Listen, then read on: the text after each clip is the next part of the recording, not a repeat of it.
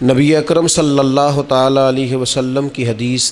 طبرانی شریف میں حضرت ابو ہریرہ رضی اللہ تعالیٰ عنہ نے روایت فرمائی ہے۔ نبی پاک صلی اللہ تعالیٰ علیہ وسلم نے فرمایا، میرے صحابہ کرام علیہم رضوان میں سے خلق کے اعتبار سے، اخلاق کے اعتبار سے جو میرے سب سے زیادہ مشابہ ہیں نا، وہ حضرت سیدنا عثمان غنی رضی اللہ تعالیٰ عنہ۔ نبی پاک علیہ الصلاۃ والسلام خود اس بات کی تعریف فرما رہے ہیں، خود اپنی امت کو اس طرف توجہ دلا رہے ہیں کہ عثمان سب سے زیادہ خلق کے اعتبار سے مجھ سے مشابہت رکھتا ہے۔ امت مسلمہ آج جس اخلاقی انحطاط کا شکار ہے، اور پوری دنیا کے اندر جہاں مسلمان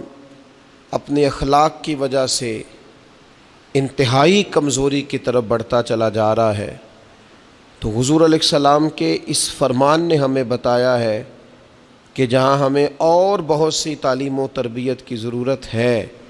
دین کو صحیح طور پر سمجھنے کی ضرورت ہے، اخلاق کو اپنانے کی ضرورت ہے، وہاں حضور کا یہ فرمان بتاتا ہے کہ ہمیں حضرت سیدنا عثمان غنی رضی اللہ تعالیٰ عنہ کی سیرت مبارکہ کو بھی عام کرنے کی بڑی ضرورت ہے۔ محبوب فرماتے ہیں وہ اخلاق میں مجھ سے سب سے زیادہ مشابہت رکھتے ہیں، ان کے اخلاق میں اللہ تعالیٰ نے ہر قسم کی خوبیاں رکھی تھی، ہمہ جہت اللہ نے اخلاق انہیں عطا فرمائے تھے، لیکن تین چیزیں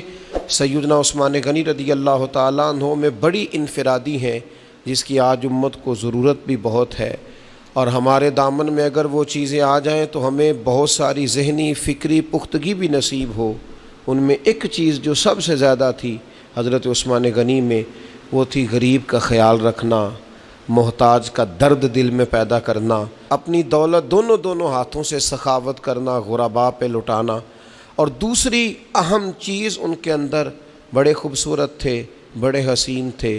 اور اس سے بڑھ کر شرم و حیا والے تھے۔ اللہ کے حبیب علیہ السلام نے فرمایا عثمان سے تو فرشتے بھی حیا کرتے ہیں۔ پیکر و شرم و حیا، جھکی ہوئی نظریں اور جچے تلے الفاظ اور اخلاق کا اور خوبصورتی کا مرقع۔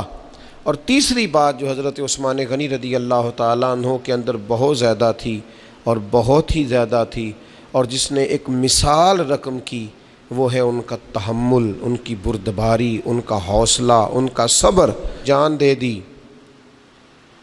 لیکن انہوں نے امن اور محبت کا پیغام اپنے عمل سے ہمیشہ امت کو دیا۔ تو یہ تین چیزیں ہمیں حضرت عثمان غنی سے سیکھنی ہیں۔ ایک تو حضرت عثمان غنی سے ہمیں شرم و حیا سیکھنا ہے،